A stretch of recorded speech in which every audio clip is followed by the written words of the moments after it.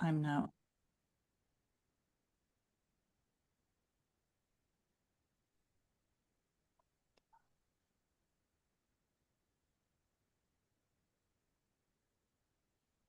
There we go. Screen shared. Okay. Hi, everybody. I'm so excited that this is a new topic. So I hope that this grabs your attention. I'm Dana Sather Robinson. As John said, I'm an angel investor. I'm also a pitch trainer, and I founded the Pitch for Impact program, which helps founders give a great pitch. I'm so excited that you're here. If you haven't yet, please put in the chat what city or country that you're calling in from. I do love that Zoom allows us to connect from all over the world. Today, I'm going to talk about how you can get investors to repitch you to your network as a powerful way to boost your fundraising efforts.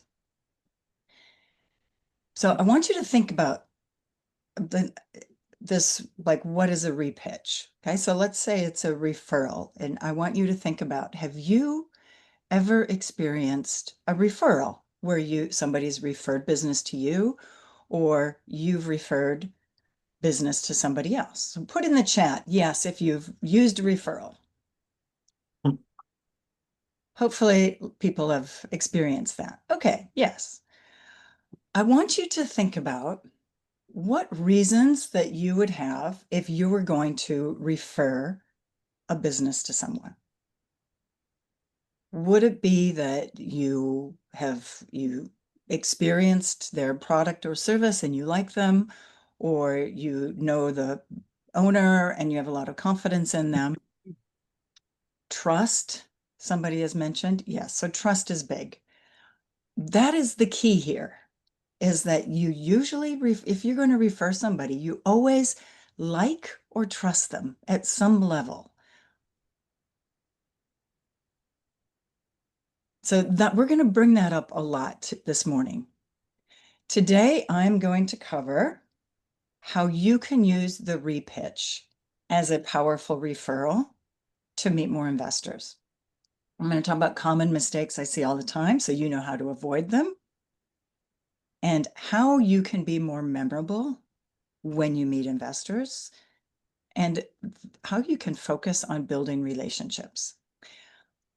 This is going to require participation. I encourage you to grab some paper and pen and take notes and be ready to respond in the chat when I ask questions.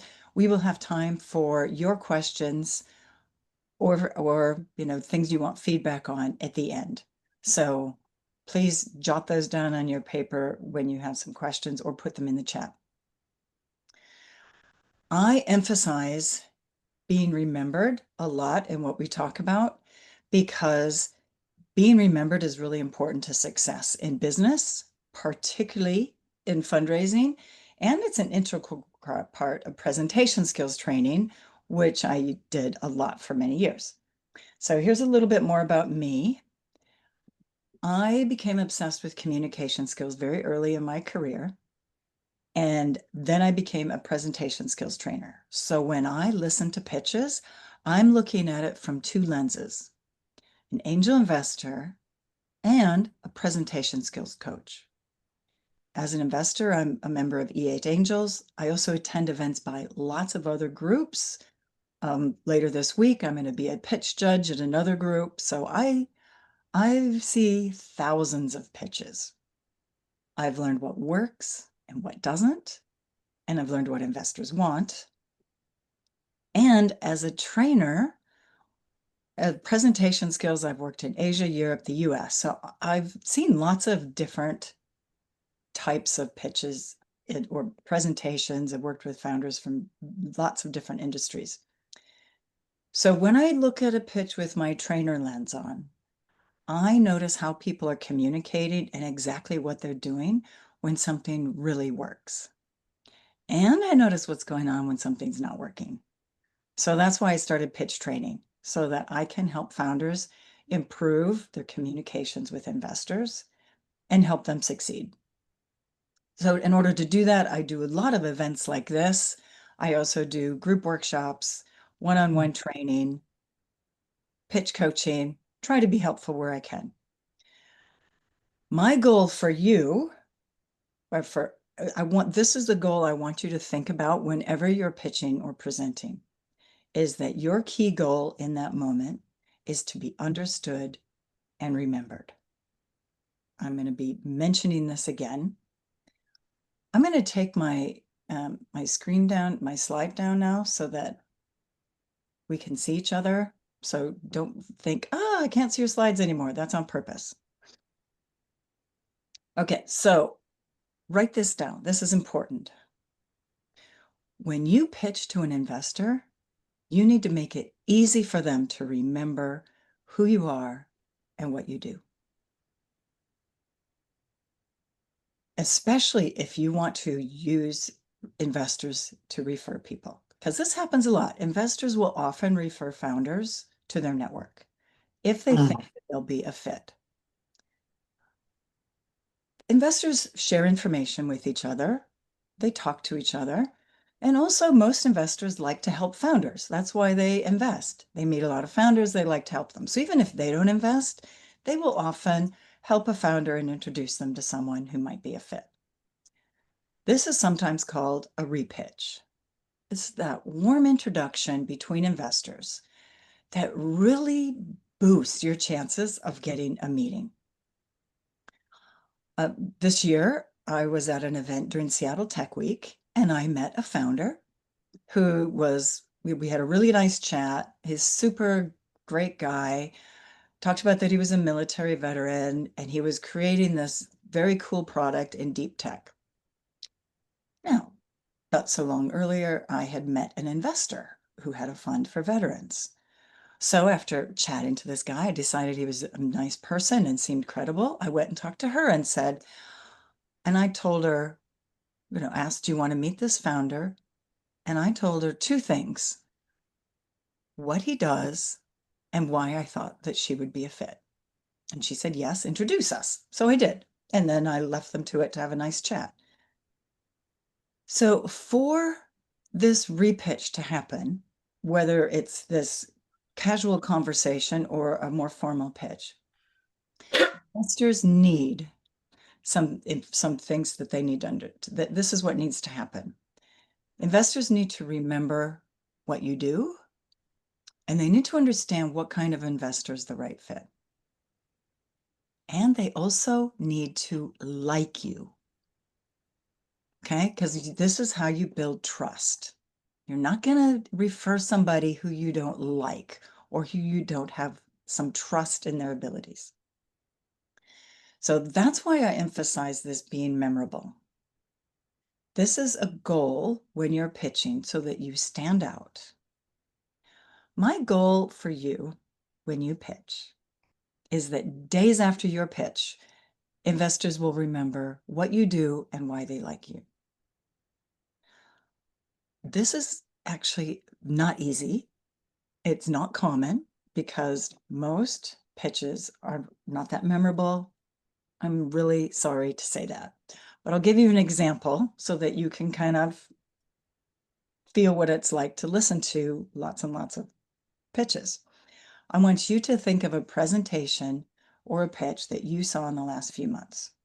So you were watching this presentation with slides for 15 or 20 minutes, maybe 30, paying attention. Okay, so you got that anchored. You're thinking of a presentation you saw.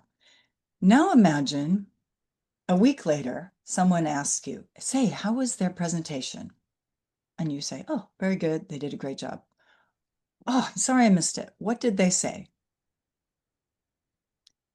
How much would you remember of a typical PowerPoint presentation a week later, percentage-wise? Put that number in the chat. Be honest. What do you really think that you would remember from a typical presentation a week later? Okay, we've got a 10%, a 20%, a 15, 10 at best, some fives. I ask this question a lot, and the most common answer I get is between 5 and 10%. And if people are really honest, like John, it might even be less. Now, this Okay, this is normal. However, considering they put a lot of work into that presentation, they probably spent hours working on those stupid slides. That's a pretty low number. So now I want to imagine you pitch to some investors. And a week later, an investor who you met is talking to other investors. And they're asked, so tell us about company X or that founder. Will they remember what you do and why they like you a week later? This is the most important thing that you want them to remember, right? They might not remember all the details in your pitch, but they need to remember you and why they like you, what you do. So being remembered is crucial, because if they meet other investors and they might go, I met somebody who's in that industry. Who was it? We want them to remember you right away. But here's what usually happens after investors hear a pitch. Okay, here's a typical situation. Been at a pitch day, saw a lot of founders, heard a lot of pitches, and there were other investors there. And several days later, I ran into one of those investors and I asked him, say, what did you think of founder X? And he went, I don't remember what they do. It was too confusing. This happens all the time. People will say, oh, I didn't get it, or remind me what they do. So you need to pitch in a way that investors understand and remember what you do so easily that they are able to repeat it to other investors. Why is this hard? It's hard because there are certain mistakes that happen all the time. First mistake, most pitches have what I call TMI, too much information. Founders cram a lot of information into a pitch. That makes it overwhelming. It's hard to remember. We might understand it in the moment. Will we remember it 2 days later? No. So it's important that you are concise. Second big mistake that I see very, very often is that the content is not focused on what investors really want. Most pitches talk too much about their product and product features, but that's not the most important thing that investors want to know. I'll tell you exactly what that is in a couple minutes. And the third big mistake that I see, which drives me crazy because I come from presentation skills training, is that when the pitch is not engaging, maybe they're talking too fast because they're trying to cram in a lot of information, or maybe they're staring at their slides and being very monotone. If it's not engaging, if it's not conversational, it's human nature that we stop listening. You are competing with phones on their lap or in front of their desk that are like, oh, what's that message? And then once you lose their attention, it's hard to get it back. So think about if you've made any of these mistakes. TMI, unfocused content, not engaging. So we're going to talk about how to fix those, because a memorable pitch, this is what you need. It needs to be concise and clear and laser focused only on what investors want to know. You can save those product features for later. And it needs to be engaging so that it's easy to listen to, so that people don't get distracted. So the good news is that the purpose of your pitch is to build relationships and to get to the next meeting. No one invests after first pitch, so you don't have to cram everything in. This gives you freedom to be concise. So that's the good news. All those details that you want to throw in there, you can save for Q&A or follow-up meetings. In fact, it actually feels more conversational if you let their questions guide where the conversation goes. So it's a good thing to save things for Q&A. But being concise is really hard, and I totally get it. And here's why. You're an expert. You know too much about your industry, your product, your business, your technology. You're deep into product development. You could talk for hours. But what you need to keep in mind is you're just going to focus your pitch with that clear, really concise message for investors. And to do that, we need to kind of get in the head of investors a little bit and understand them. And the way to do this is mindset. Have an investor-focused mindset. What that means is that your pitch is focused on what investors care about. Really, your pitch is not about you, it's about them. And the way to get in this investor-focused mindset is to think of your pitch as a gift, right? You're giving this gift of this pitch opportunity. Kind of like if a family member has a special birthday coming up, you're going to think about what's important to them. What do they like? You're not going to buy them a gift of something you want, right? So instead of talking about what you like to talk about what investors want. And then if you're giving this gift to a loved one, you're going to deliver that with care to make sure they receive it. So an investor-focused pitch, the contents is what's important to them, and it's delivered in a way that's engaging so that they get it. Easier said than done, I realize. So this is the first thing that you need to do to have a pitch message that's easy for investors to get. The first thing that you need is a powerful introduction. In presentation skills, we call that the hook. The hook grabs attention and tells them why they should pay attention.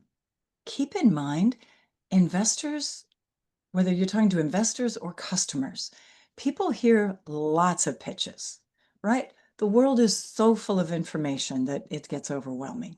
So let's make it easy.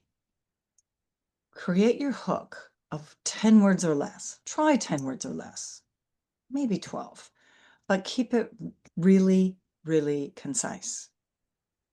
This is that strong introduction that tells investors what you do and why they should care, and make sure it's short and memorable and easy to convey. Memorable means there's no jargon, there's no long words. It's conversational, the kind of thing that if you met somebody and said, you should meet that founder, they do this, what words do you think they would use? So hook format number 1. This one is very useful, so give it a try. I call this the unique value proposition hook. What's your unique value proposition to your clients? This clearly states what makes your product or service special and how it solves your customers' problems. I'll give you some examples of unique value props that can be used as a hook with companies we all know, just to kind of put it into context. If when Zoom was starting off, I was asked to create a hook for them, it might be something like this. We bring teams together from anywhere with easy to use video communication. Okay, shows how they're different for their clients. If I wrote one for Slack, when they were first starting off, it might be something like this. We make teamwork simpler and more productive with this intuitive communication platform. If I wrote one for Spotify, it might sound like this. You can enjoy endless music and podcasts tailored to your taste anytime, anywhere. So these statements get to the point and focus on what customers need or want and states how they're different. Hook format number 2, which can be very useful, is the analogy. An analogy is where you're comparing something that you do that they might not be familiar with and compare it to something that they know. For example, I have a past client who their hook is we're the TurboTax for real estate, because the product and benefit that they provided to their customers was kind of similar to and the easy to use like a TurboTax. I've also heard people say we're the Airbnb for our industry or the Uber for our industry. Don't use it if it's not a fit though, because sometimes it doesn't work and doesn't help. Okay, so you have to choose that selectively. So jot down a couple ideas in your notes on how you could create a hook, and we'll have time to give you feedback at the end during Q&A. The next part of your intro after your hook is that where you tell them right up front why they should be interested. Remember when I introduced the founder to an investor, I went and told the investor what they do and why I thought she was a fit. Make it easy for them to see why they're interesting and why investors might be interested. So these are the kinds of things that investors want to know. So pick one or two of the following that are most relevant to your situation. Ready? You might want to write all of these down. Investors want to know problem, that you are solving a real problem that people will pay to fix. 2, that you have a unique solution that solves that problem. 3, that there's a market large enough to make money. Also within market, that there's trends now that show that the time is right. Next, team, that you are capable of scaling this business. And the last one, traction or customer validation. Investors love to see some kind of traction and validation. What's not on this list? Anybody want to throw out an idea in chat? What did I not mention? Product. Product. Don't talk about product in that first 30 seconds, okay? Particularly product features, because that becomes then more of a sales pitch. Investors want to understand the business case. Is there potential here for a business? I'm going to give you an example of an impactful intro where then you pick which one of those would be a better follow-up for an investor why. Some of you might have heard this hook already, and I just made this from memory because I know this founder, which is why there might be other versions of it out there. But let's say I'm the founder and I introduce myself and say, we produce a climate-friendly alternative to plastic packaging. Now I want to think of a why. Why should investors be interested? I can pick problem. I can say, small packaging from the beauty industry pollutes our water and soil with microplastics for centuries. I might go straight for traction and say, we have an LOI with a large retailer. That adds credibility. I could talk about team. I could talk about market or trends even. Market trends show consumers in beauty industry they want brands to have compostable packaging. You can pick, so if you create short statements for all of these things, then you can choose what's the most relevant in the moment. So find and create, this takes time and brainstorming, but create a short, impactful problem statement, solution statement, market opportunity statement, team statement, and traction statement. And here's the benefit of taking time to do those. If you put together your hook with these short statements and put them together, what do you have? You have a really clear and concise elevator pitch, right? That you can adapt to the situation, to how much time you have.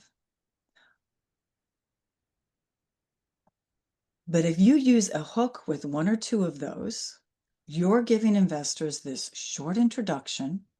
It can be the introduction to your pitch, or it can be the introduction over cocktails. You can use it, you can adapt it to either.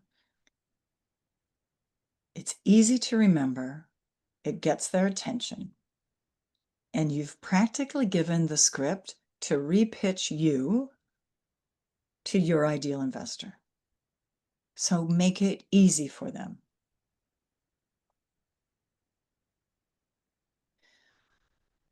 One other thing that's really important here is that before an investor repitches you, though, they want to get to know you, right? If you're going to recommend a business to somebody, you know that business well enough that you are confident in making that referral. So it's really important to build relationships with investors so that they can feel confident that they can introduce you to their network. And this is where, like, this relationship building part is important throughout your fundraise or throughout even developing your business. Ask any investor what their number one criteria is in an investment. The vast majority will say founder and team. Investors invest in people that they have confidence in their capability and commitment. They invest in people that they like and trust. I've seen this in investor discussions when we're talking about investments, and an investor will say, "Oh, I really like him," or "Gosh, that's an amazing team," or "Wow, she's an impressive entrepreneur." I've never heard anybody say, "I just love that deck. I'm in." All right. So speaking in an engaging way and developing and connecting to investors when you pitch and when you meet them is vital. This is that soft skill that's really hard, that's so important. But here's a mistake that I see all the time that founders make, is that in their preparation, right? We've prepared this clear and concise message. You know you need to deliver it in an engaging way, and then you have this deck. But where do people put most of their time in preparation before a pitch? They're working on their deck. They're editing their deck. They're sending their deck to me and other investors going, "Can I get feedback on my deck?" I get it. That's where people think they should put their time and energy. Because, right, we're told to prepare a deck. Investors will tell you what they expect in a pitch deck. If you research investor pitch online, you'll find hundreds of deck templates. Nobody says, "Oh, you also have to sound engaging." They don't warn you. If you're boring and you're just talking to your slides and you're monotone, we stop listening. But this is what happens. So delivering an engaging pitch is just as important as having a deck. It's probably more important, because deck is always optional in my in my book. It's more important that you are connecting to investors and you're memorable. Because communication skills are really important when you meet investors. I was talking to a VC in Seattle who told me, quote, "We only invest in founders with great communication skills." Investors know that founders need great communication skills to deal with investors, with customers, with their team, particularly in recruiting team, like the best team that you can find, you have to get them engaged. So investors do notice when someone makes a great impression. And if it's not a great impression, like if it's kind of a boring pitch, what happens? Well, here's the problem. I've seen these boring pitches when people are staring at their slides, or worse, it's in person and they're staring at the wall behind them. If they're not talking to investors, if they're not engaging, then you risk investors stop listening. They get distracted, they start reading their text messages, and then they won't remember you. And if they don't remember you, you're not going to get a second meeting with them, and they're not going to recommend you to anybody else. So, how can founders improve their pitches to connect to investors? The first thing is to go in with this mindset of relationship building. Okay, this pitch is the beginning of a relationship. They really want to get to know you. So it's important to show your personality. You've probably heard the golden rule of business. All things being equal, people do business with and refer business to people that they know and like and trust. And I've noticed that even if things are not equal, we still do business with people that we like instead of people we don't like. And like building any relationships, the process takes a while. So expect it to take a while. It's kind of like dating, right? You have to get to know each other. And like dating, it's not a good idea to make a commitment after the first meeting, right? So you want to build rapport, give them some confidence that they are getting to know you, that they can trust you. One way to help be in this mindset of relationship building is to not be afraid of showing your personality. Okay, which is why I want you to take the focus off of the slides and really work on that delivery and connecting to investors. If you're committed to your business, if you're motivated, if you're making a positive impact on your industry, show it. Reading from slides does not show passion. Okay, so you need to sound conversational and speak to investors. Here's a practice tip that will really help, and that's practice your pitch without slides so that you can practice being deliberate with your eye contact and pace. And then you're not anchored to slides. Record your pitch so that you can watch it and notice what needs improvement. There's an app I really like. I'll give you a link at the end that will help you a lot with recording and giving feedback. The mindset here around your preparation of your pitch, again, is investor focus, right? The investor focus is that the pitch content and delivery is really focused on your listener. So we talk about what interests them, and then we're talking to them in an engaging way that fosters connection. Okay, so let's say you do this. You're meeting a lot of investors, you're pitching, you're networking, you're talking to people. How do you ask for that referral, for that repitch? Well, I want you to put yourself in the shoes of somebody who would do any kind of a referral. Would you refer a business that you're not familiar with to someone just because they ask? Like if you got a referral request from a stranger, would you say sure? No. Which is why the wrong way to ask for referral is LinkedIn messages to complete strangers. I get these all the time where somebody says, "Hey, do you invest in such and such?" And I say, "No, I don't." But, we start a conversation and then they go, "Do you know any investors who do?" Well, if I've never met them, I can't refer them. I can't repitch them because I don't have anything to say.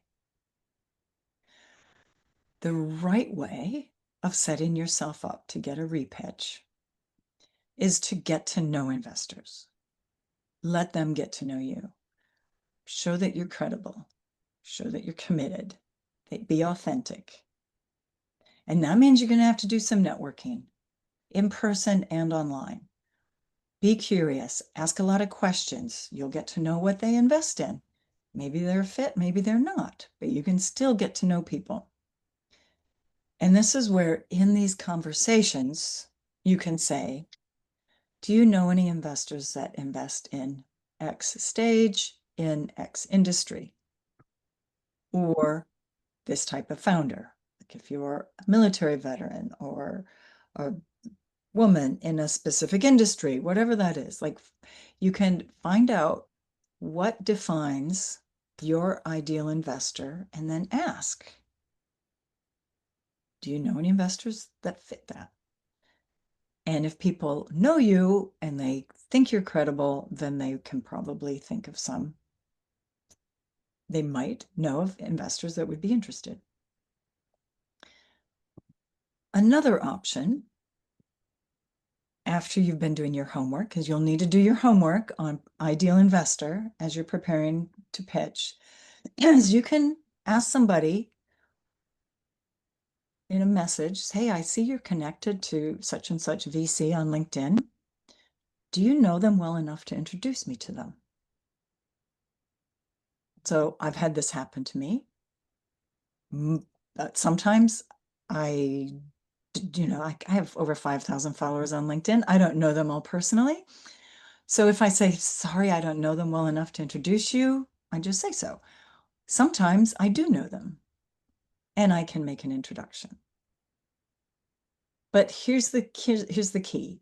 If they know you, if they understand what you do, and if they understand who your ideal investor is, and if they like you, they're likely to help. Particularly if you give them that easy pitch that they can repitch. So that gives you a lot to think about. Repitching and preparing yourself for that is particularly useful right now because right now it's just really hard to fundraise. I've noticed it, like investors are being more cautious because times are uncertain. There's a lot of craziness going on, and investors don't like uncertainty. So, but there is money still out there. You just need to find the right fit investors. Warm intros will help you get those meetings, which would otherwise be really, really hard. If somebody introduces me to a founder and says, hey, Dana, I want you to meet this founder. Would you please meet with them? They're really, and here's why. They'll say what they do, why I might be interested. I meet them because a friend has introduced us. Doesn't mean I'm going to invest, but I can certainly point them in the right direction. Okay, so these warm intros make a huge difference. But then once you get that warm intro, like you still really need to be prepared. Okay, so once you're meeting them, you need that very impactful pitch narrative. You need a really clear, clean deck, and you need to have engaging delivery. So I'm just going to put this out there. Don't wait until you're fundraising and it's failing and it's hard to get help. Okay, this is where that preparation time to prepare that clear narrative, have a good deck, practice your delivery, get coaching and training if you need it, because that will save you time in the long run. It will help you meet the right investors sooner, and you will be more confident in your pitch. So I'm here to help. Should you want some help in the Pitch for Impact program, where I help investors or founders learn how to pitch with an impactful message and strong communication skills, which investors notice. All right, how can you learn more? I have some resources for you. I'm going to put them up here on the screen. I have a handout that it's called How to Be Investor Focused, and it will help you be more clear on being investor focused and what you need to do to make sure you're in the right mindset. So scan that QR code and it will take you to a place where you can put in your email address and name, and then I will email you the link so that you can download it on your computer. Give you a minute to do that. I know that Jeffrey Moore, and I put it up early in the chat, likes the Jeffrey Moore value proposition. But that that while being useful for getting your brain in the right place doesn't get to the compelling that you've been talking about, the the 3 to 5 to 7 words that are a sound bite that then get anchored in people's brains. Do you have a suggestion about how to build things that are compelling beyond the, you know, Uber for laundry or whatever kind of analogy that are, really sound bites that get stuck in people's brains? Yes. I mean, this is where you really have to do some brainstorming and planning and test it and practice. So, but I think that the best way to get to a really clear hook is to think of your customers. At Seattle Tech Week, I met at one particular event, I met so many founders, and everybody had this long, convoluted introduction. So I would stop them and admit, because I'm honest, I'd say, I have no idea what you just said. So I would ask them questions to help them get to their hook. So I'd say, who's your customer? And they would tell me, how do you benefit that customer? And then I'd say, no, that's a feature. How do they benefit? What's their, so that sometimes took a few questions. And then I would say, well, how are you unique? So this might take 20 minutes, but then I could repeat back to them, oh, so you are this. So think of the customer. How does your customer benefit? And that helps frame what shows how you're unique and what value you bring to your industry. And then So, practice it. Like here's the practice app that I use all the time. I use it for myself. This is Udly. It's a Seattle-based company. Go in their website, get an account, and practice. I used it last night and I learned something, right? There was a section that was too wordy, and Udly gave me the feedback and said, this could be more concise. And then in the delivery skills part, which I really like, I always look at that. It'll tell you your pace, your pauses, and it will even say your tendencies. Like I learned that 15% of my sentences start with the word so. So I was trying not to do that today. This is a great way for you to practice the delivery and then practice it on real people and say, does this hook work? But if you think about how you benefit your customers first, at least you're in the right frame of mind, without letting it turn into a sales pitch, because you start with your unique value prop, and then you need to think about why. Why would investors be interested? That's the second sentence. so I see in the um, chat that Trevor posted something about ReadyBit, and that's a classic kind of structure, but it's not particularly compelling. Can you suggest a step forward with that? I have not tried that one. So I would just start with either your unique value prop or an analogy. Like use the analogy only if what you're doing is kind of confusing so that people don't understand it the first go. And if the analogy is helpful. Otherwise, start with the unique value prop. I mean, there's others. Sometimes people use a tagline. I'm going to come back to this in case people didn't. Um, like a tagline that's much shorter. That tends to work really well on the first or last page of a deck. But you keep in mind your hook should be conversational so that it sounds like we're meeting, I've run into you at an event, we're chatting at the coffee table, and I ask what you do. Think about that.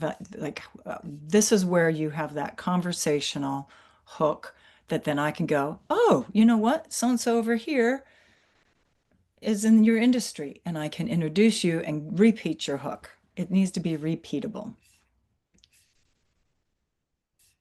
right? Um, If anyone else has questions, for one other thing before we move in, let's make sure we're connected. We can connect on LinkedIn.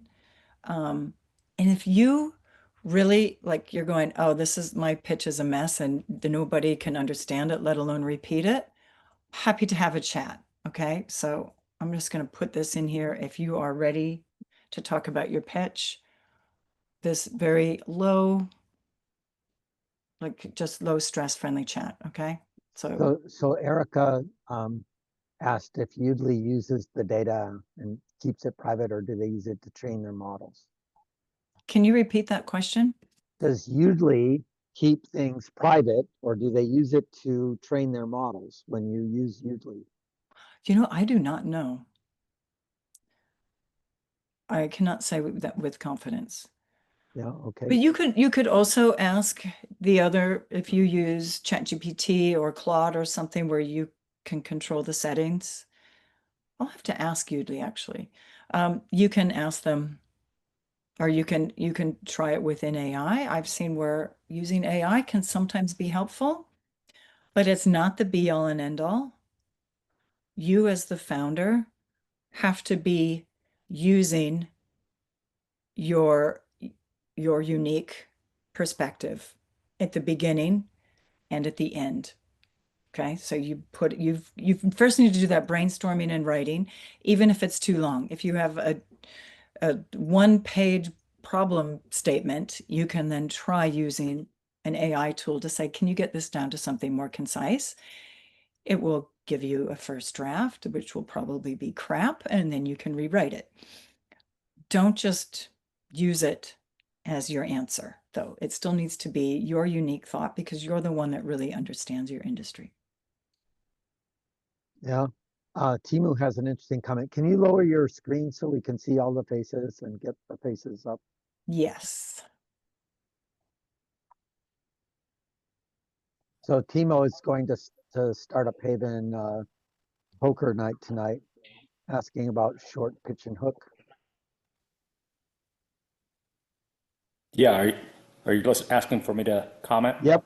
Yes, I am. Okay, sorry about that. Yeah, I'm curious on how these kind of networking events really help in the networking. I've done a couple of these events before, but not a poker night. It's a little bit even more informal, I guess, than some of these get-togethers that I've had before. And I'm curious It, on just how it, that kind of environment helps the engagement. I mean, I'm not worried about engaging people. I'm just worried about how it helps in the business sense. I'll be happy just to be, socializing, I guess, but yeah. looking at it from a So the professional side. interesting thing about the poker night that's different than all of the other nights is that you're playing poker and you are telling people a lot about your brain when you play poker. And I so figured, it's much deeper at the poker night than you get at the normal cocktail, stand around and talk at yeah. each other kind of thing. I see an expression on Dana's face. I'll let her talk about that. Yeah, I think poker nights are great. And you get to know people because you can have a little, trash talk or, bluffing and things going on. But this is where having a hook that's really conversational helps. You're not just going to give this long formal elevator pitch when you're sitting at poker night, right? That would feel weird. So you need to have something that's conversational, but you also can't spend 5 minutes explaining what the heck you do because they're playing poker and they're going to stop listening. So practice your one sentence and see, if people seem to get it. And if they'll probably ask questions, which is good. This is what we want. We want you to be able to put something out there and people ask questions, and then you are curious and asking other people questions. And this is the kind of conversation and relationship building that we want because even if it's all founders in the room, they meet other investors or potential customers, and you can refer people to each other or support each other. Diana, you have a question. Actually, I have a suggestion. Okay. Um, yeah. So I slowly am learning about these. ways of quickly, approaching people, initiating conversations, especially in, informal situations. I think having something on you that's gonna catch someone's attention and start a conversation is actually quite useful. I found that out by wearing some T-shirts when I go to some networking event, and people were looking at my T-shirt and they were like, "Oh, you do GIS?" I'm like, "Oh yeah." How do you know? Well, they look at my shirt and they can tell like I work in math, and so I was like, "Oh, that's a great way of trying to tell people who I am through something I have on me." And that's very informal, and that quickly get some conversation going. So if you have a shirt, or make a shirt before tonight, maybe that could go somewhere. Yes, exactly. I mean, anything that's a conversation starter. If you don't like networking, the best way to prepare yourself for networking is to think of some good questions and just be curious. Ask a lot of questions. There was a study done decades ago where graduate students were put in a room and told to go network. And they were told only ask questions, don't talk about yourself. And the feedback afterwards was that those that asked the most questions were like, that person's so interesting, they're so nice. People love being asked about themselves. So go in and ask questions. Ask them what they're working on, ask them where they're from, how do they know the host, whatever. And you will get into these conversations, and then people will ask you what you do. But when they ask you what you do, don't spend 5 minutes trying to explain it until their eyes roll. You need to have a really short couple sentences of what you're doing so they go, cool. And they'll either ask more questions or the conversation moves on, and that's okay. Any other questions? There's a quest for the QR code, but if Menchie Yes. would put the link into the chat, then that would be better. I know that David likes to wear his little THC hoodie everywhere he goes whenever he's in an event. So having swag for your business is not a bad answer, and having a compelling question on the back is also not a bad answer. Other thoughts or questions that people want to raise?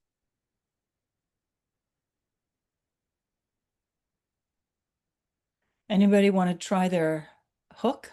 Oh no, Brent has a question. Hi, Well, Brent. it's not a question. It's just kind of to add into the conversation. As an investor and and a cheerleader for some of the companies that I invest in to help them extend their network and everything. You talked a lot about communication, but in reference to the pitches and the interactions and everything, one of the things that's very important to me on the communication from the founders to me, for me to really be their cheerleader, is if they keep me in the loop and they give me quarterly updates. If the only time I find out something new about what's going on, whether good or bad, is when you're in your next raise, then I'm less likely to inclined to recommend you to some of my network. That is so true. And I've invested in some companies and I didn't hear anything from them until suddenly they're in a raise and everybody has to invest their pro rata amount because they're desperate. Hmm. And it's like, how come I didn't hear about this months ago that you were planning, that you were in this situation? So Exactly, because your investors are not just your best cheerleaders; they're also your best support group. And if you don't utilize that when you need help, you're not doing your job as your CEO. exactly, exactly. And if you're you can even start that practice before you get into into where you have investors, right? You can if you meet investors and they're not interested in investing right away, you can ask very politely, would you like to be on my update list? And you can have this list of investors that want monthly or quarterly updates. and you just let them know how you're doing. And they love to see traction. They love to see this, how you're interacting with more customers. They love to see progress in product development. And then that way, when you are ready to, like, when you're ready to close your round, these are the people to give that update to. So keeping communication open develops this relationship and it develops trust. And it's not all like it's okay to say that sometimes it's hard. Right? This is what's gone wrong. This is what's gone right. This is where we are in our fundraise. Like people, investors want honesty and authenticity. Mhm. Are there other questions or thoughts that folks want to ask? Yes, Yeshan. Yeah. So I'm wondering with all the AI washing and everybody's doing AI, how toxic does it sound to pitch when you actually like, even if you have an AI native pitch, right? Your application is not possible without AI. Um, For, how for the should I most avoid part, it? we don't care what the technology is. Mhm. For the most part, we care about what the benefit is. And then if, by the way, we have our own well-trained LLM or we have whatever as part of the technology, great. But unless you are building fundamental things where the thing you're selling is the LLM, they're probably mentioning this AI as a distractor from the benefits. What do you think, Dana? Well, sorry, Jason, is your question how to use AI or how to pitch AI? So I guess I'm noticing a lot of times that when you mention AI, people start making assumptions that either it's something that's way in the future or it kind of is clunky. So I'm wondering, is that something that you've experienced where if somebody's pitching you something that's AI native, that it's maybe not ready or it's one of those like, oh, we just want to throw in AI into the pitch to make it sound trendy? Well, I mean, there's a lot of companies right now pitching AI, and some of them are doing amazing things. Keep in mind, I think if you're pitching a product that uses AI or AI is integral to your product, do not pitch the AI. You are pitching your unique value prop, right? Your business is not your AI. Your business is only business when customers talk about benefit customers, whether it is AI, really customer, and able to scale. If I automation or machine learning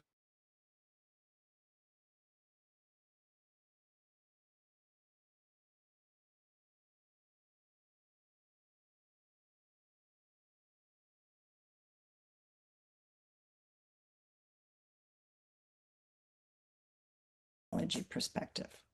Okay, makes sense. So Yeah. if I'm But writing in Python or C or Pascal, don't really care, right?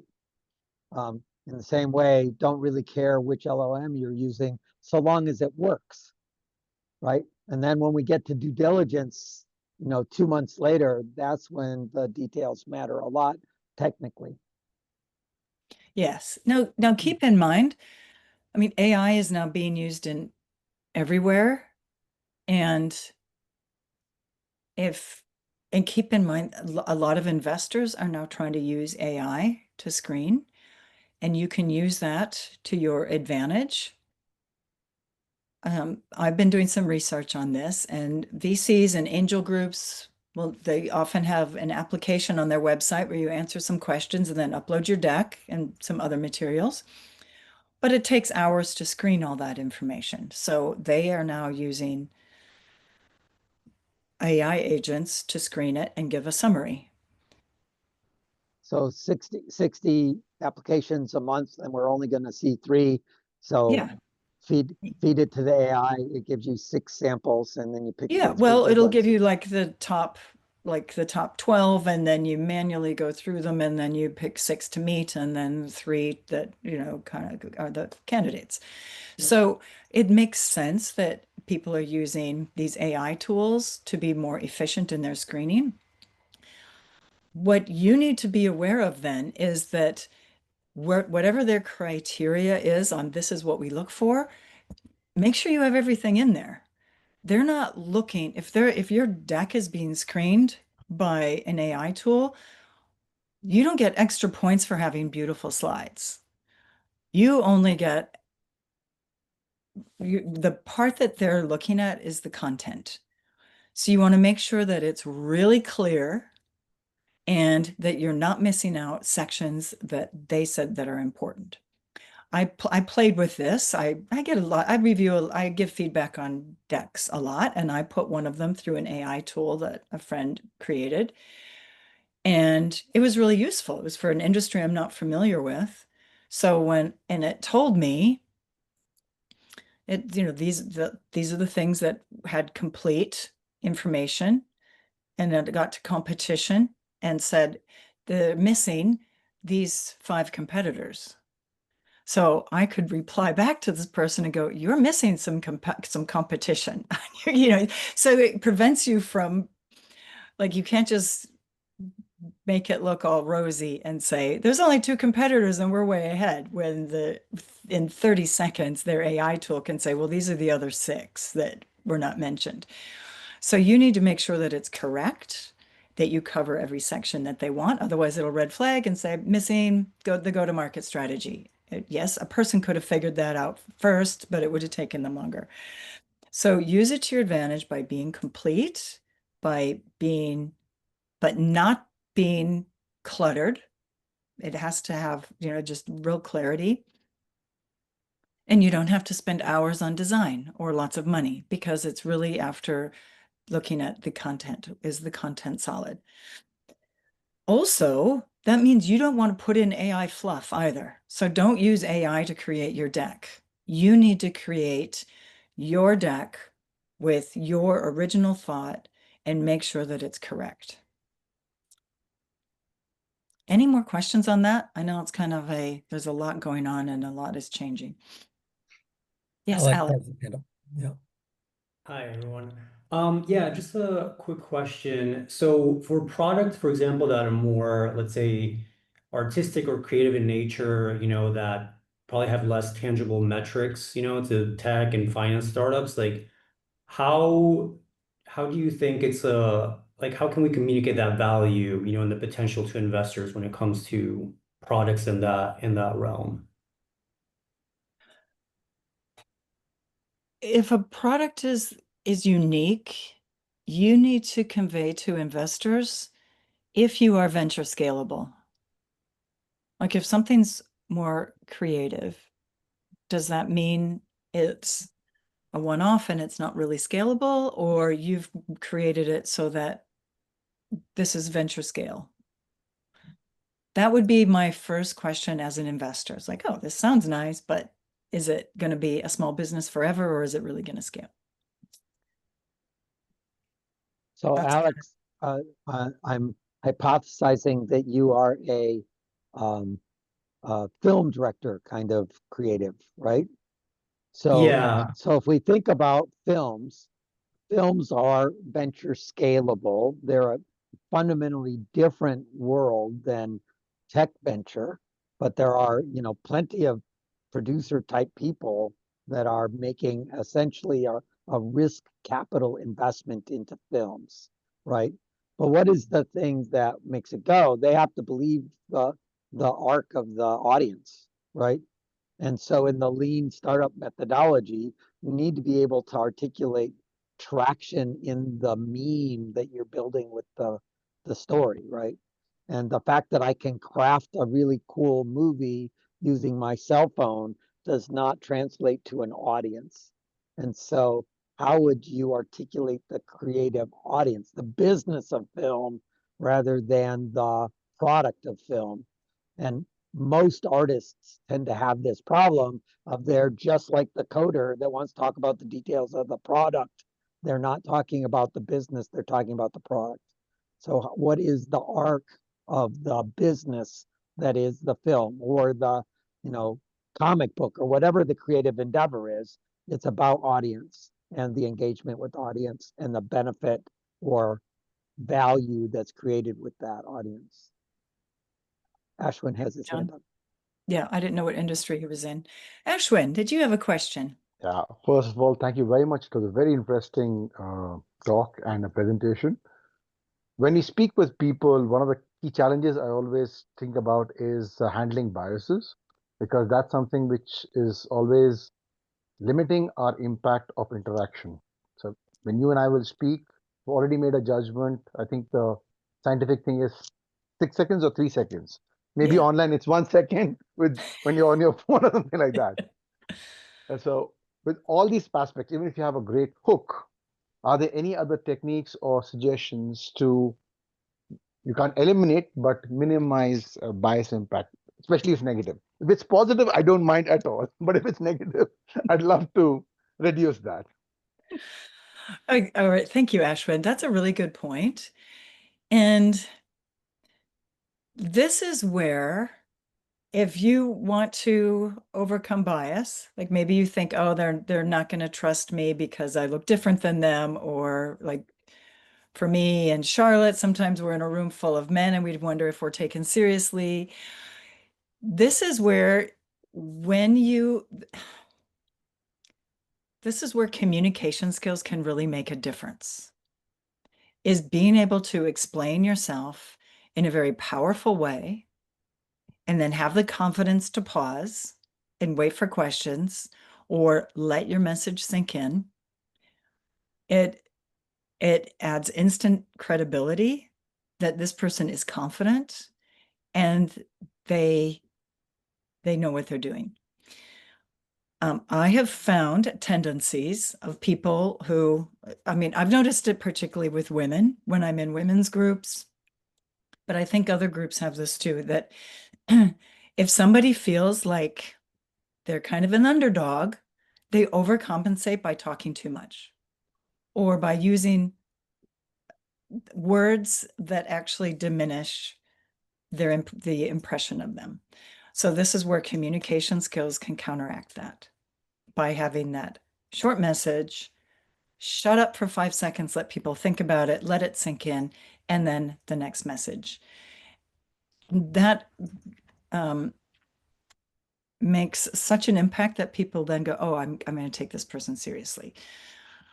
That's really the best way that I've seen, is to make sure that you have clarity in your message and then really good communication skills so that you have eye contact and pace that doesn't make you look like you're nervous, and the posture and everything, right? If somebody's like, oh, okay, well, I'm Dana and I'm really excited to be here. And, like without eye contact and powerful messaging, somebody looks weak. And exactly what John says, if I had more time, I would have written a shorter letter. It takes time to write short, impactful messaging, whether it's for your website, for your LinkedIn profile, for your pitch, for your elevator pitch, all of that. Take that time to communicate clearly and concisely, and then practice and learn good communication skills. That soft skill is the hardest thing to nail, and it makes such a difference when you're interacting with people with more money and power than you. So when we do the Seattle Angel Conference process, we have a 1 minute pitch, a 3 minute pitch, a 10 minute pitch, and then a 5 minute pitch at the end. So a bunch of different choices. Out of that, there are things that should be happening that we would expect, right? We would expect that, given that you're giving the same audience several pitches in a row, then you would expect that things would evolve.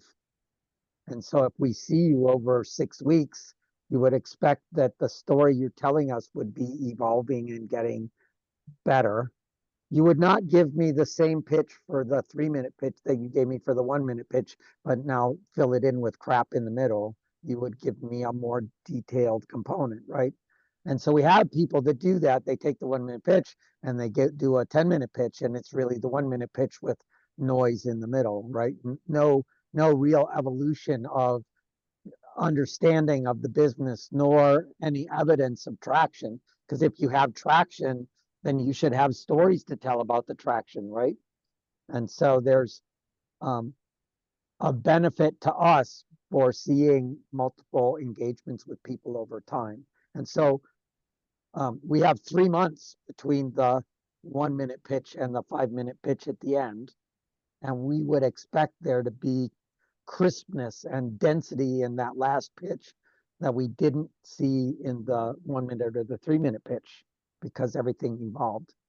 And so remember that the pitching is something that we're using to sort of triangulate and that we're paying attention over time. So your pitching for the meeting probably started at the poker night 3 months earlier, and things should have evolved. So getting a good deck and then practicing the hell out of the deck and it is static and it doesn't evolve is also a problem. Even if you're really good at telling this story, it doesn't give people the sense of progress, nor does it give you a sense of nimbleness and evolution, which is necessary. Any other thoughts or questions, Dana? No, that it shows great progression. Like investors want to see an improvement in your storytelling skills as well as in your progress in your business. So if you have traction, so if we're using the Techstars mantra, which I repeat often, which is team, team, team. What kind of company are you looking for? Team, team, team, market size, traction, idea in that order. That's what I got from Isaac Cato long ago, and I still work with that. So I want to understand the dynamics of the team, who does what and how it works and how you get along. And I want to know that you're aiming at something that's a big enough market. And I want to see that that market cares. And then the idea, and nowhere in there did I actually say the features of the product, right? And so there's a whole bunch of orientation that's going on early before I understand what the features of the product are. And so I need to know what the idea is as a filter, because if I don't care about that kind of thing, that might be an early thing that would get screened out. But once I'm committed to listening to your pitch, then I need to know about the traction and market and team much more than I need to know about the feature of the product. Does anybody want to share their hook or does it for feedback, or do they have any, are there any other questions? I do. Yes. Hi, Tiffany. Hi, Dana. How are you? I'm good. Good to I'm see you. good. Nice to see you. Okay, so I'm just gonna practice as well. Okay, so my hook is I turn unwanted leaves and organic material to solve our modern everyday needs. Is that too vague? It's a little bit vague. You have backlight. I don't know if you can turn your computer or your phone just a little bit. There we go. That helps. I want to be able to see your face if it's instead of the light from behind you. So if you could make that a bit more specific and tell me like who's your customer? Like we take this waste from this customer and use it to what benefit? Then that would help me understand more about what you do. You want to have another go? I'll think about it. I'll let someone else go now. Thank you. Okay, all right. Ashwin, do you want to try your hook? Yeah, let me try my hook. Be kind, as you've always been throughout this call.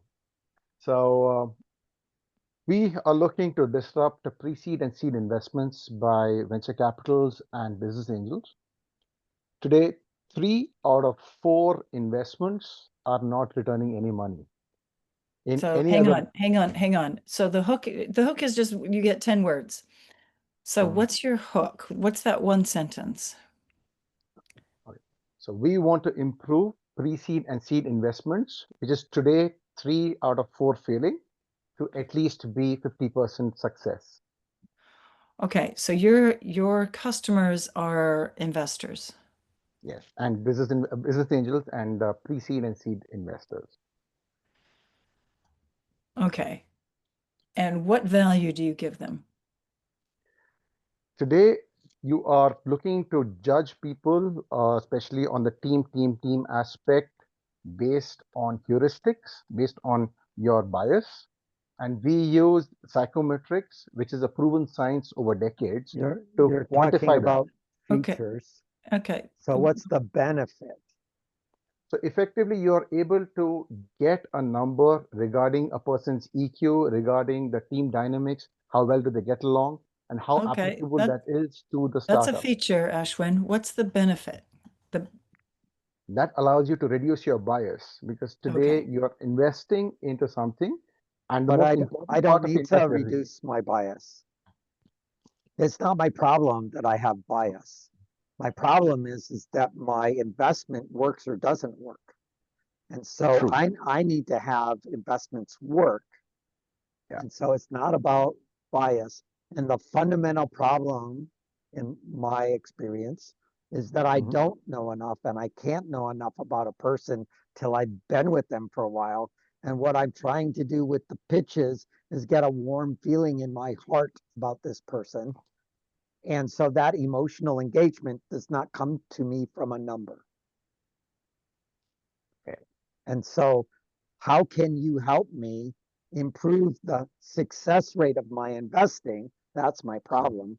By helping me have a better emotional feeling that is more predictive about success for this person, like gives me confidence, gives me a sense of belief in the person, because fundamentally as an angel investor, I have to become a believer. I fully agree with you.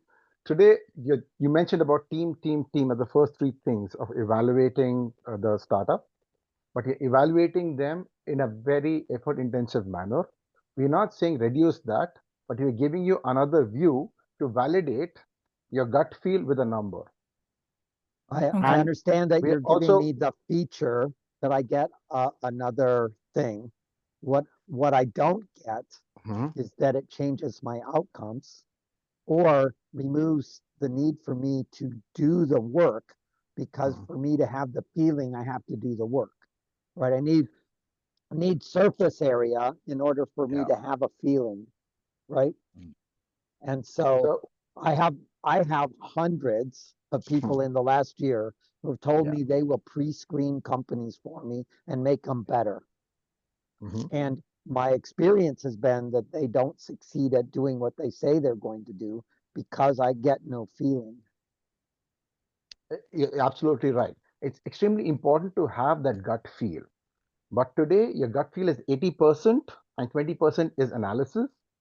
And my hypothesis is that if you're getting about 60 to 70% analysis and 30 to 40% gut feel, you have a better balanced view of investments, because any investment is an art and a science. What evidence do you have that shows that your outcomes are better than other people's outcomes?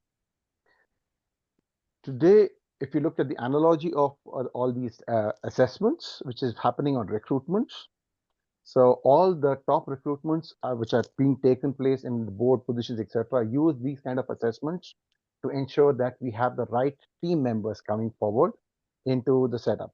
And you're able to measure the team working together dynamics to predict their success. Okay, so I want to make sure other people have a chance to practice their hook. So Ashwin, so the important thing is, Ashwin, that you did not get attention on the on why I should deal with the benefit. You quickly drove me down into features, and now we're pressing on the features and whether it's real or not, which is not where you want me to be, right? Absolutely. So go ahead, Dana. Yeah, so that makes but without doing this long discussion right now, we can chat offline. My links to meet is in the chat. But make sure that your hook focuses on benefits and not features.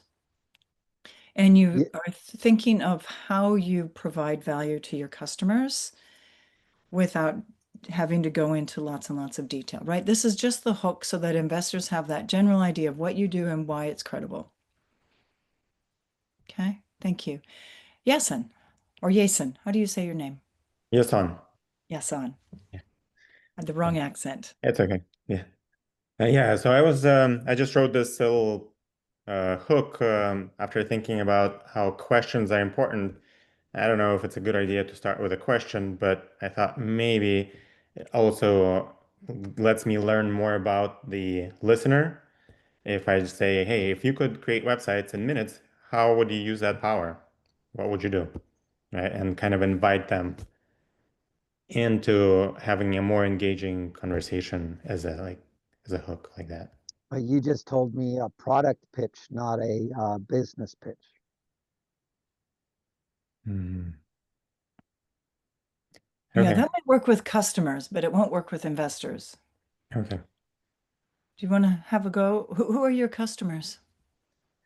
So customers would be small businesses that are needing to build websites, but just Okay. kind of sometimes I struggle because the there's so many different kinds of websites, and Yeah. people, if I know ahead of time what the person's business is and what their use cases are exactly, helps a little bit. So I thought maybe this could work, but I guess it's true I'm pitching a product here. So probably. Yeah. And if you're talking to customers and not investors, then so I get the impression that you help businesses create websites so that they save time, they save time because you just asked what would you do Right. with that extra time. So that's a benefit. So that's one thing that you could say, we help Mhm. in a more time-saving way, or is it because you do it for them? I don't know that yet. Mhm.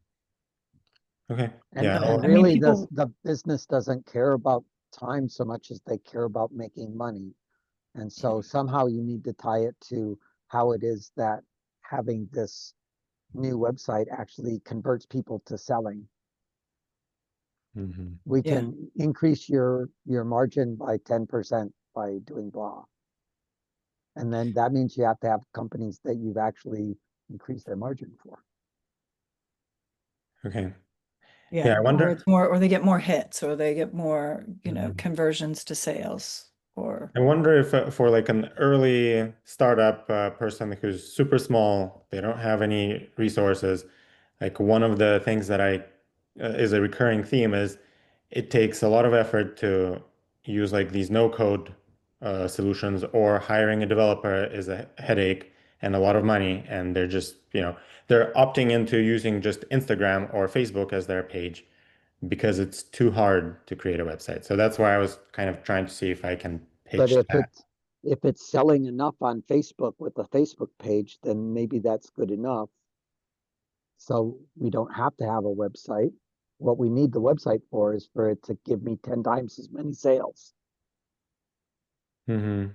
So how do you increase my sales? Yeah, uh, I guess that's kind of where understanding the customer helps, is like, why do yeah, they need the website, right? Is yeah, it because And that's why the hook needs to point that direction to talk about the benefit that causes it to work. And from the investor point of view, what we want to see is that there's distinct benefit for the customer that you have that gets our attention. Well, I know of the 127,000 businesses in Seattle, 120,000 of them have problems getting their website to convert. Mhm.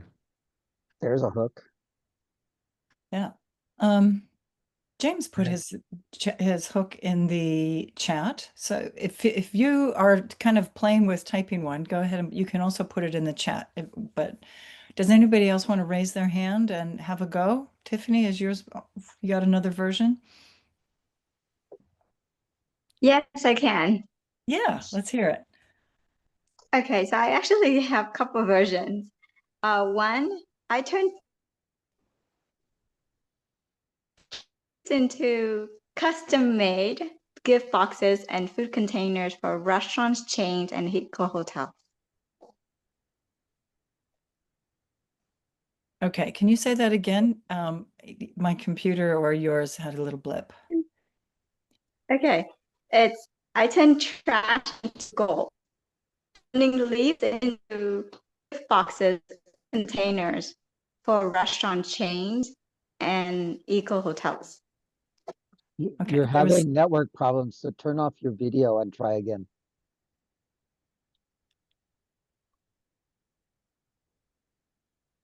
Okay, can you hear me better? Yes. Okay, so my hook is I turn trash into gold, turning leaves into gift boxes and food containers for restaurants, chain, and eco hotels. okay. So now hearing the first couple words actually helps a lot. So you turn trash into gold and turn leaves into containers that people can use. So that's not bad. It's a little bit long. Just because you need to make it repeatable. Like if I run into somebody and I say, "Hey, I met this founder who turns waste like leaves into packaging for restaurants," that's a little easier to repitch. You see what I mean? So you want to just make it super easy so people don't have to write it down. It has to be in Okay, memory. But well done. That's much more clear. thank you. James, I'll give you a little bit of feedback on yours. It's a little bit long, so we want to be able to like glance at it and go, "Oh, I get it." So you have a marketplace that protects users' identities and financial information while saving them. Okay, so you have benefits there, but I don't quite get how they use it. So if you wanna, are you still here? Okay, here's one from Diana. We help home buyers buy their homes with confidence. Okay. That doesn't tell me how you're unique, though. Are you like an agent? Are you another Zilla? Are you like, how are you different from what's out there? Having your unique value prop is really helpful. Diana still here? Yeah, there she is. Hi, Diana. Yeah. Diana. Hi. Yeah. Yeah. How are you unique? I'm trying to source lots of data that is historic data that is out there around homes, and using those data to help home buyers to evaluate, whether the home is something they like to buy. Information that's withheld by Zillow or Redfin or even real estate agents because they don't want to find out these negative information. Okay, so you help them buy homes and make better decisions with more data or better data. Hmm. Yeah. Okay, that helps a bit. Mhm. John, you want to add to that?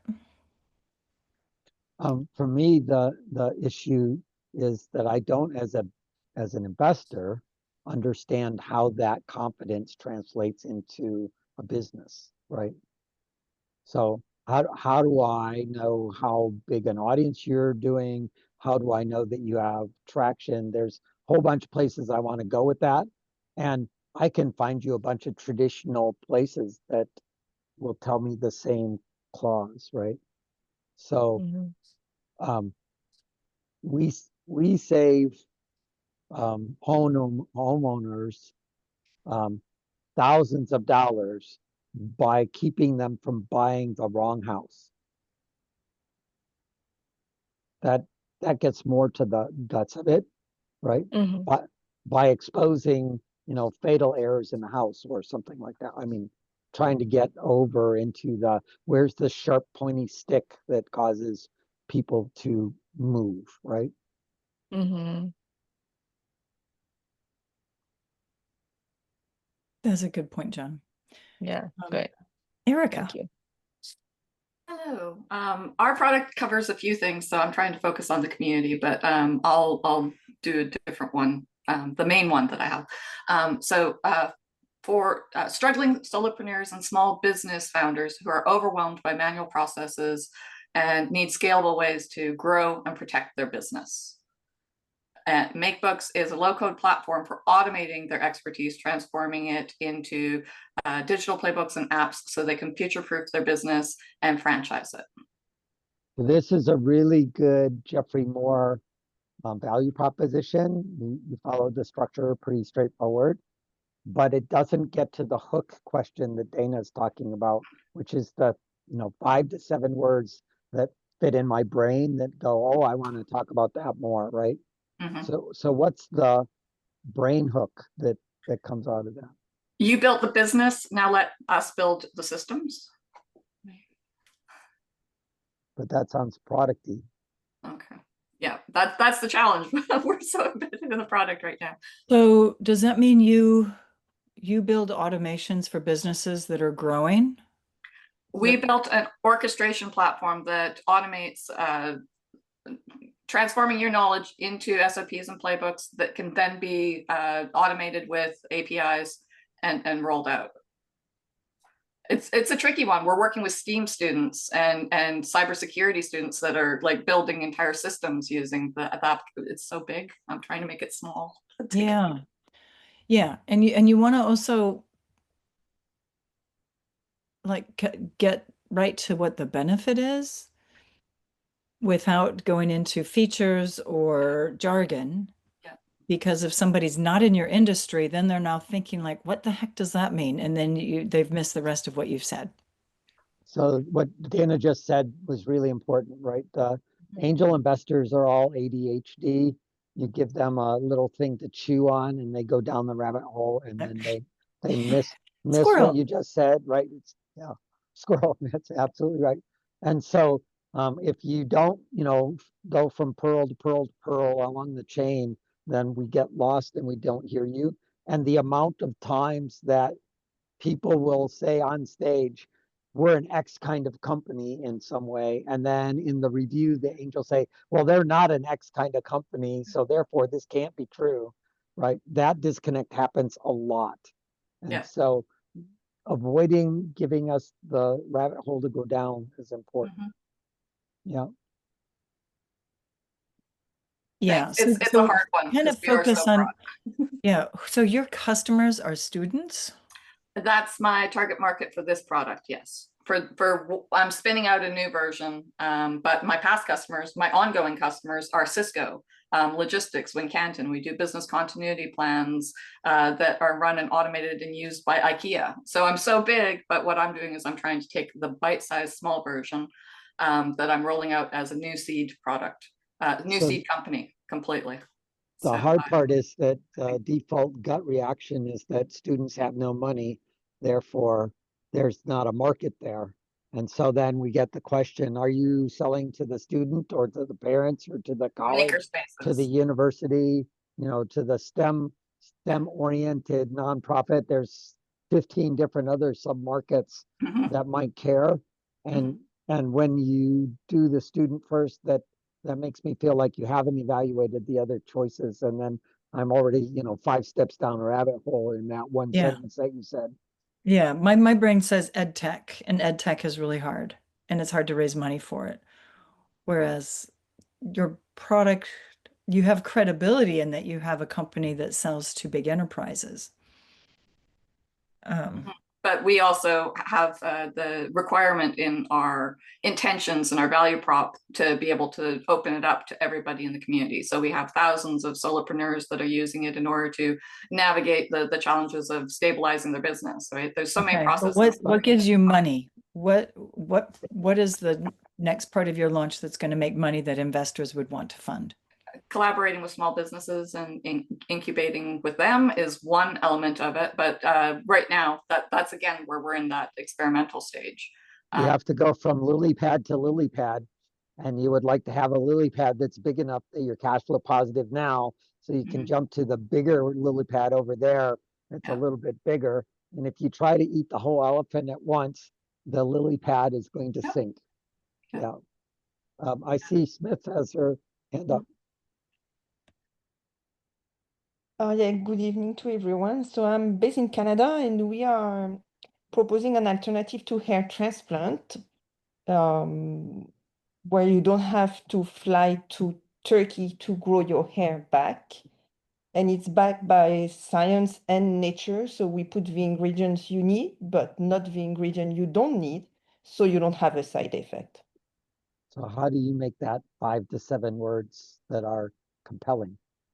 We grow your hair back from home. Oh, okay. And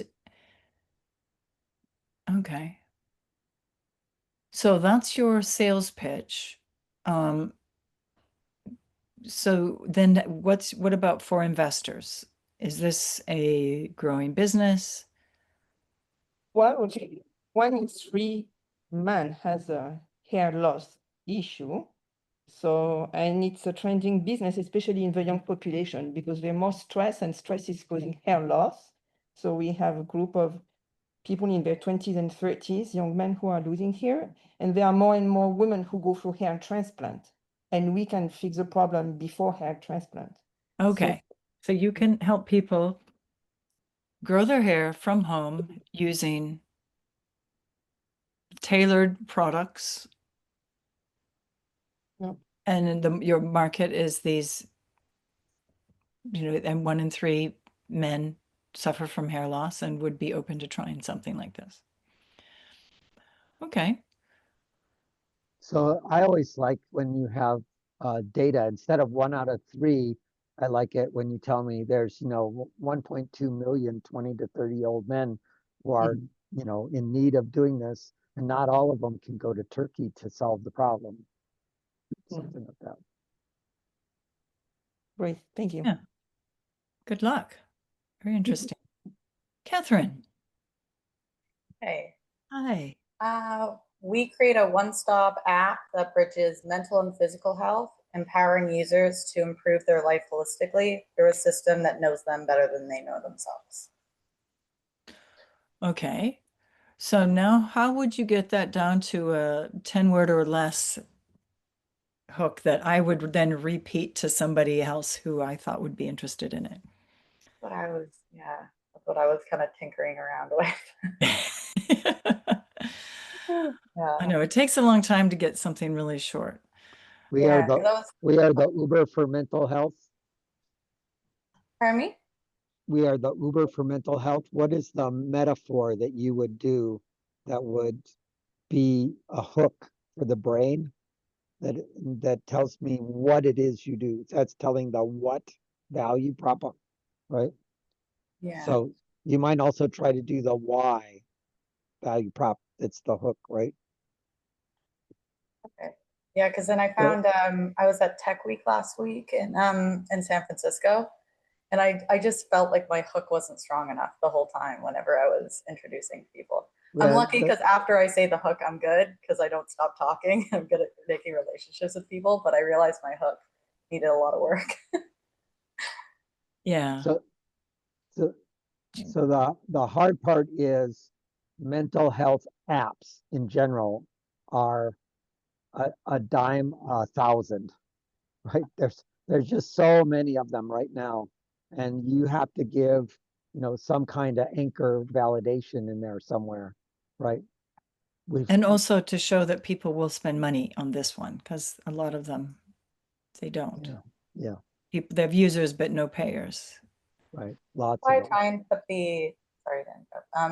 that's why I try and put the holistic aspect to it, because then it's not just mental health, it's physical health, it's your to-do list. And then so we're creating like a new category of app.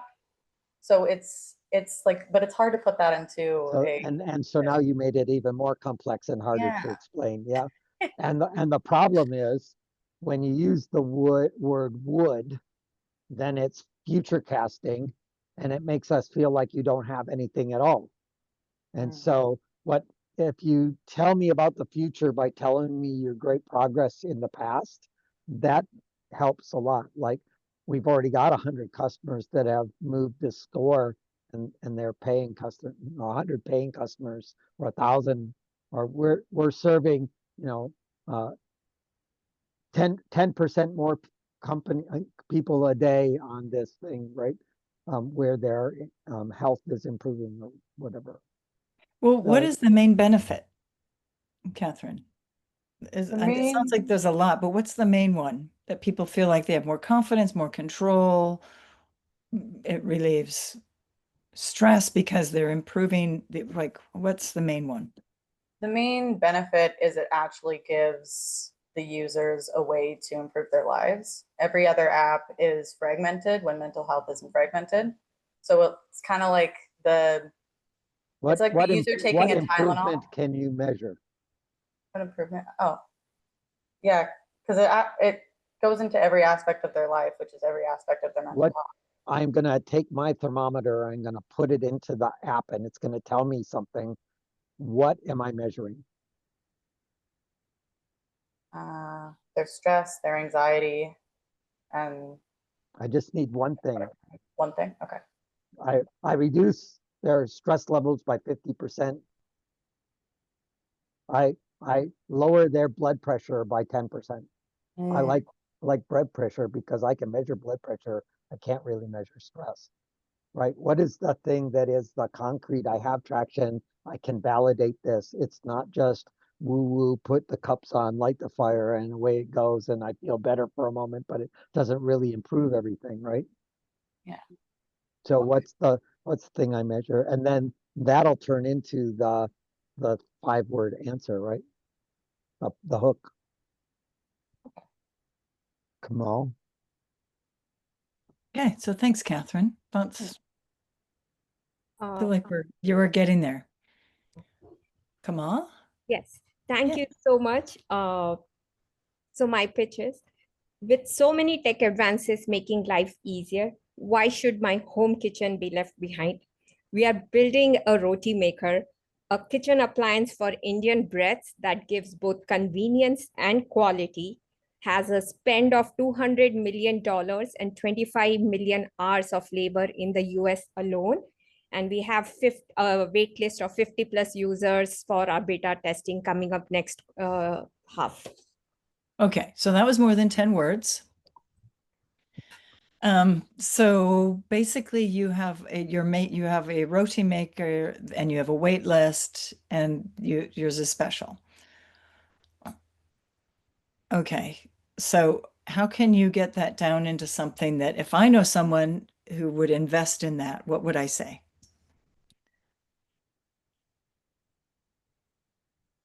I am honestly struggling with that. Yeah, I know it's hard because you have so many things you want to say. Yes. So really focus on the benefit to your customer. Who's your customer? Who's your ideal customer, Kamal?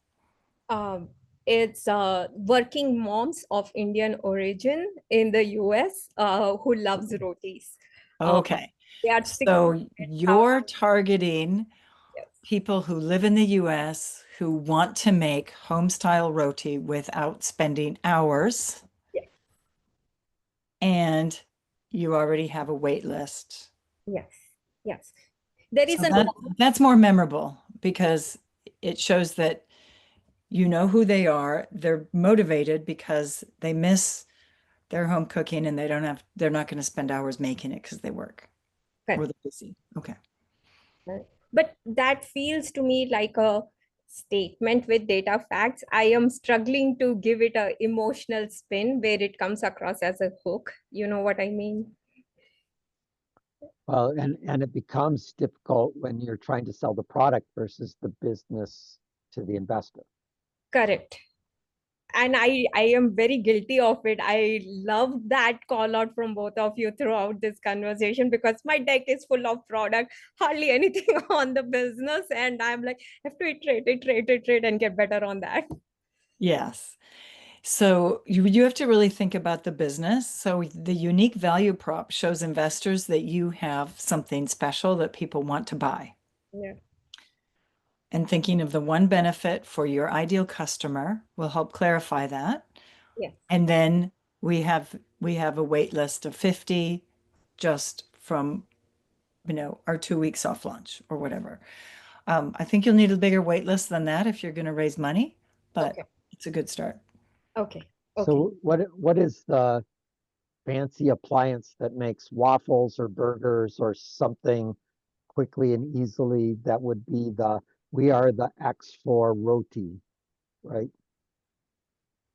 We're the popcorn maker for roti. We're the I don't know, John. I think grill. because people who get this and invest are probably people who like the product already. Yeah.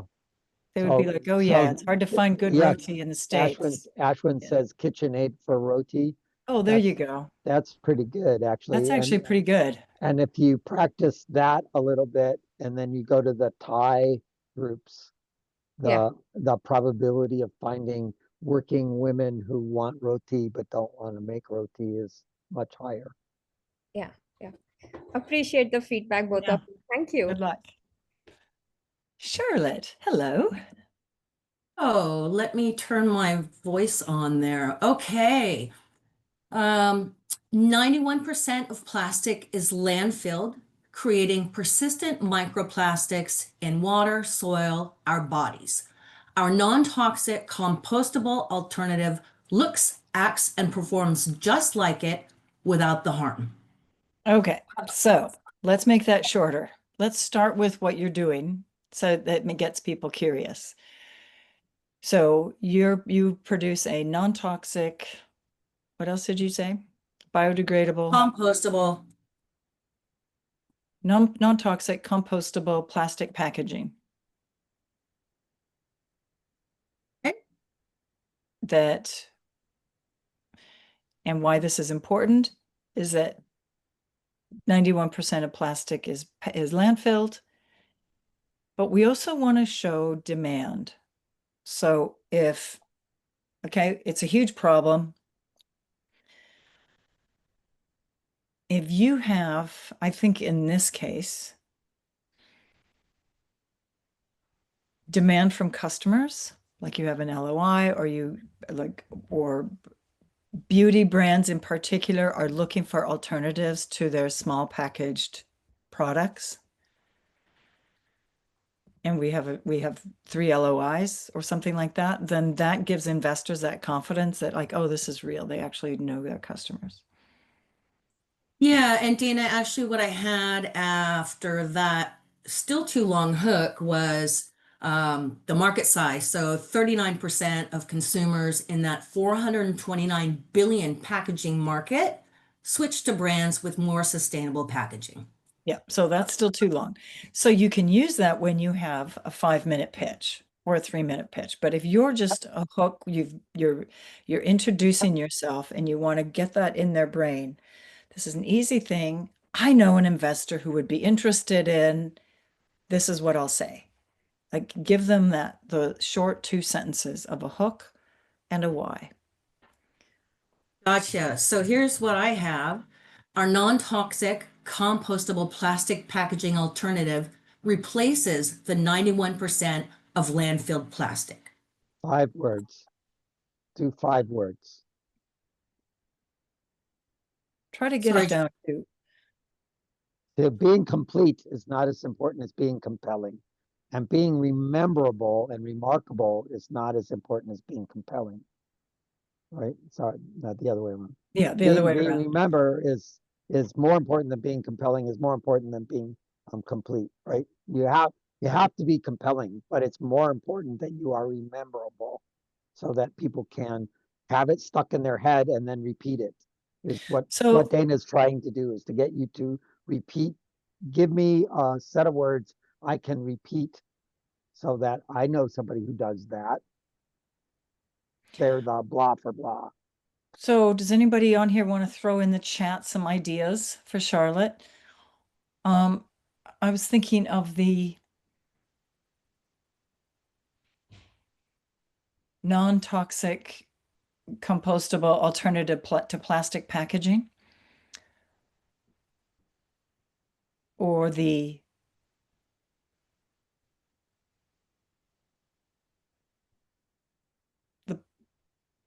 the non-plastic plastic or something like, I don't know. I'm trying to come up with something kind of like a tagline that will grab somebody. Smith says ocean friendly. Are you ocean friendly, Charlotte? If it drops in the ocean, will it just compost? Yes. Yeah. Okay. Or how about our non-toxic compostable plastic packaging replaces the real thing? That's true. Oh, if it's compostable, you don't really need to say non-toxic. It's just that packaging is so, or like plastic is so toxic. It's kind of nice to show that alternative. But you don't have to pile it all together. Yeah. Right? Oh, I'm actually your planet-friendly packaging that's an alternative to plastic. I like what Ashwin put. Don't even have to Ashwin, you're say. very good at coming up with ideas for everybody else. Now you just need to make that a short one for yourself.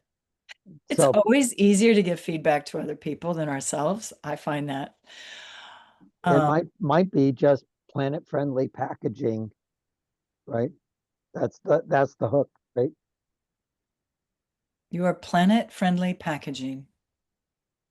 Let that sink in, and then And you then can say, and then use that as part of a sentence and make that a complete sentence, right? yeah, and then it's packaging that's compostable that replaces other hard plastic. Human friendly, climate friendly. I guess it depends on who you're talking to, right? Yeah. If you say climate friendly, people from the industry you're targeting, you'll say human friendly and compostable. Yeah, some great ideas there. Yeah, Thing thank is, you. keep those sentences short because it's a lot easier to repeat a short sentence. Even if you have to do 3 short sentences, it's better than one long, beautiful literary paragraph that is nice when you write it, but nobody will repeat it. So let's be memorable first and save your completeness for the data room when they're going to do their research.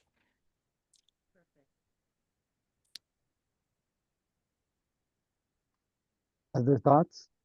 Anyone else? So I put 2 in the chat. Okay. It's the chat moved on so fast. Oh yeah. didn't see it. So there, one of them, it's a singing game where you transition as seamlessly as possible from one song to the next song. So that's the first hook. So I don't know if that's short enough. And then the second one I put is the singing game with the seamless transition from one song to the next.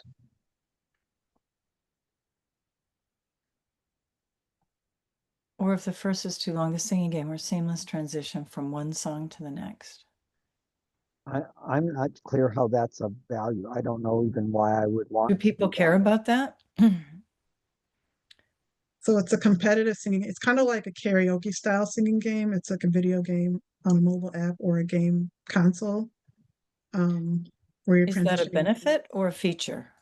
What do It's people look for when they use these games? sorry, what's the question? Is that a benefit that it transitions quickly, or is that a feature? I guess it's a feature. The benefit is just being able to enjoy that type of style of game or the environment or the experience is the benefit. It's a fun game. It's a fun game. Yeah, it's a fun game. It's a with- new way. A new or different Wordle twist for on it. karaoke. Sorry, say that again.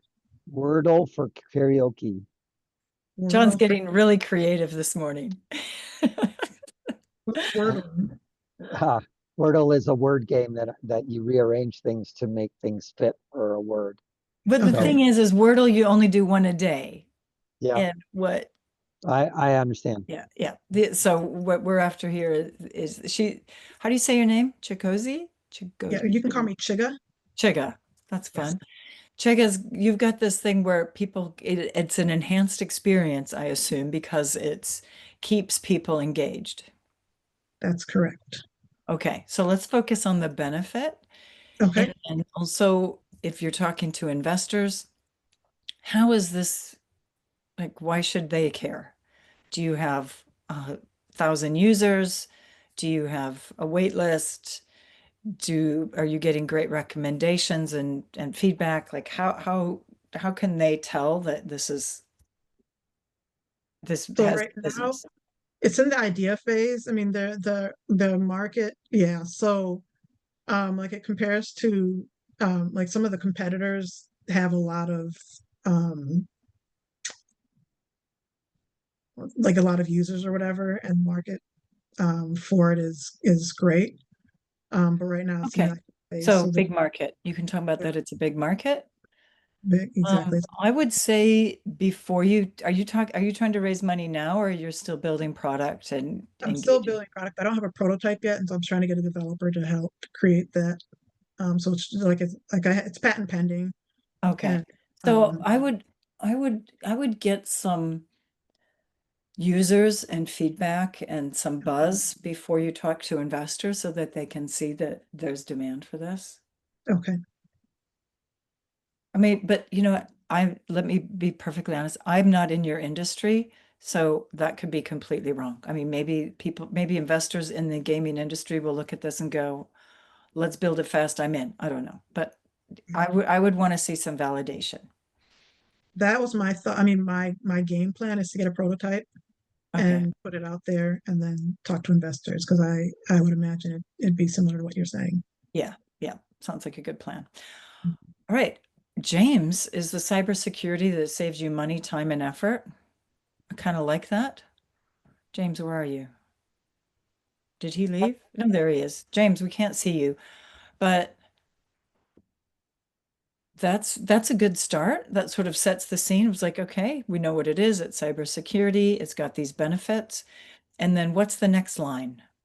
Are you able to come off mute and tell us? Actually, we are at 12 o'clock my time. We're out of time, everybody. This was really fun. I thank you all for participating, and please connect with me on LinkedIn. Please get the handout because I think it's really helpful on how you can make sure that you're investor focused in your mindset as you're creating. And if you didn't get the link, you have to back up in the chat a little bit. Actually, does anybody want to see it again if I put the QR code up, or you've all got it? Let me know. I came in late because I had another appointment earlier. So if you could put it back in, that'd be great. Okay. There's 3 dots either on the upper right or lower left or lower right of your chat that lets you save the chat. But I don't know. I think it only shows the chat from when you came in. I From don't when you think came it'll in. show Yeah, the chat absolutely. Yeah, from absolutely. before. That's correct. So if anybody missed it, here's the QR code to get the handout. Then you'll put your email address in and we will email you the link so that you can download it onto your computer. If you have any questions, please stay in touch. Connect with me on LinkedIn. What's your LinkedIn? Which is right here. Just look up Dana Sather Robinson because I'm the only Dana Sather Robinson on LinkedIn. Okay. And if you want to meet, let me know. My email address is there. And I'll put that back up. And keep practicing because this is hard, but it takes practice. And the more you improve your communication skills and your messaging, the better traction you'll get. So best of luck to you all. And thank you so much for participating. This has been great. Keep in touch, please. If you have any other questions, message me. Thank you. Thanks so much, everyone. Bye-bye.